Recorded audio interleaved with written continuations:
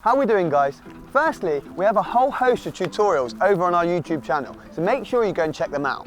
But for this session, we're going to focus on taking the perfect corner. Now, in any match, a corner can be one of your better opportunities to bag a goal. Some teams set up their entire game management around utilising set pieces, such as a corner.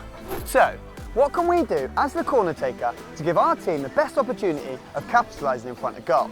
Well, we caught up with set piece specialist James Maddison to find out more. Roll the tape. Hi, I'm James Maddison and this is how I take a corner kick.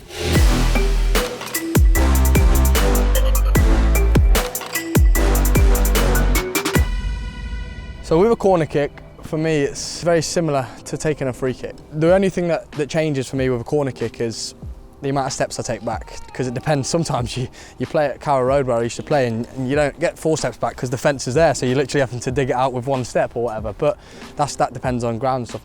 But my technique will always be the same. So the King Power's a good stadium, you get a good run up and stuff. So I'll place the ball, I'll take my usual amount of steps back, maybe even 1 extra on a corner because I can almost get even more whip on it.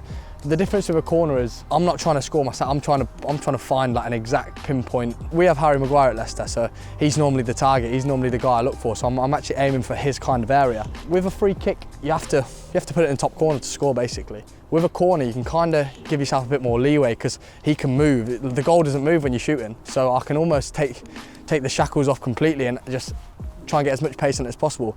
And like I'll say with free kicks, I think pace is so important because the quicker I whip it in, the harder it is to defend. If I put pace on the ball, the pace is already on the cross then, and whoever's heading it in, whether it's Harry, Johnny Evans or whoever's attacking it, they don't need to generate the power themselves because the pace is already on the cross. I'll give you an example.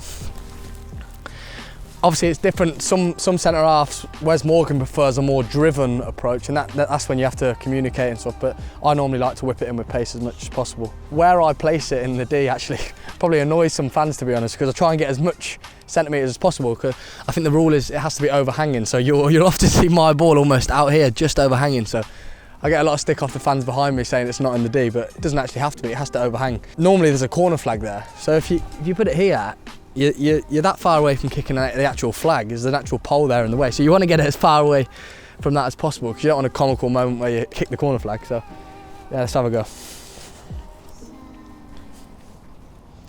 Always start with 1 or 2 hands that signals what area I'm going for the lads in the box. So one would be towards middle to the front post and then just as much pace as possible.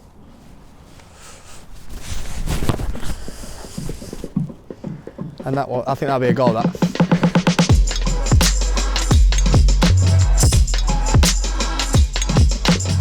Well, it's important you beat the first man because often teams set up zonally these days. Even with teams that man mark, there's always a man in that front zone, just outside the post, that's ready to clear any short ones away. And you do often see top corner takers hit the front man because it's part of the game, you can't get everyone perfect. But one tip would be to get it over that man, because if you hit the first man, you've got no chance of scoring. If you get it over that man, even if you overhit it a little bit, you've got someone going around the back post or whatever. And it's not always easy. I hit the front man sometimes and I hear the fans moan and stuff because when you're trying to get that much pace on it, sometimes you hit the top of the ball too much and the first man clears it. But if I was giving a little tip, I'd try and beat that front man and give your teammates a chance to score.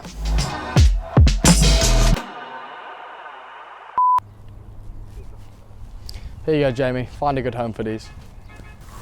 Top man, Madders. Make sure you hang around to the end of this video to find out how you can get your hands on this signed pair of Puma 1s. Do just what you want. You're the one I trust, and I always be around when I need some loving, baby. So remember, you want to generate pace and width to make sure that delivery is difficult to defend.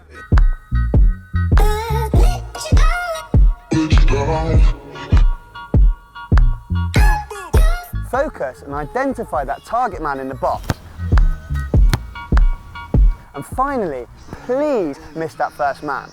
I hope you've enjoyed this video and we'll see you next time.